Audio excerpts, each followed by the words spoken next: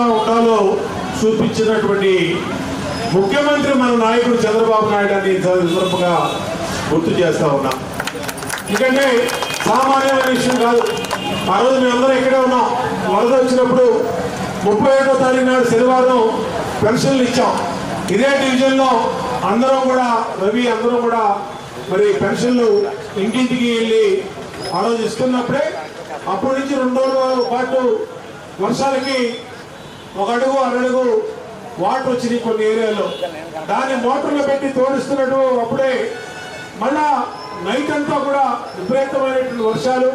అలాగే పొడిమేరు గత ప్రభుత్వం చేసినటువంటి మానవ తప్పిదం వల్ల 5 సంవత్సరాలు ఏనాడు కూడా పొడిమేరు కాలువల్ని బాగు చేయకపోవడం వల్ల, గండ్లు పూడ్చకపోవడం వల్ల ఎక్కడికక్కడ మట్టి మాఫియా, వైసీపీ మాఫియా కట్లు తోలేసి మట్టి తోలేసుకెళ్ళిపోవడం వల్ల ఆ రోజు ఆ గండ్ల వల్ల సెంట్రల్ నియోజకవర్గాల్లో 2వ రోజు ఆదివారం నాడు ఉదయమే నేను, మంత్రి నారాయణ గారు, పార్లమెంట్ సభ్యులు కేసినేని శివనాథ్ చిన్ని గారు మరి రాజరాజేశ్వరపేటకు వచ్చి అక్కడ మేము ఉండగానే రోడ్ల మీదకి 4 అడుగులు వాటర్ వచ్చేసింది.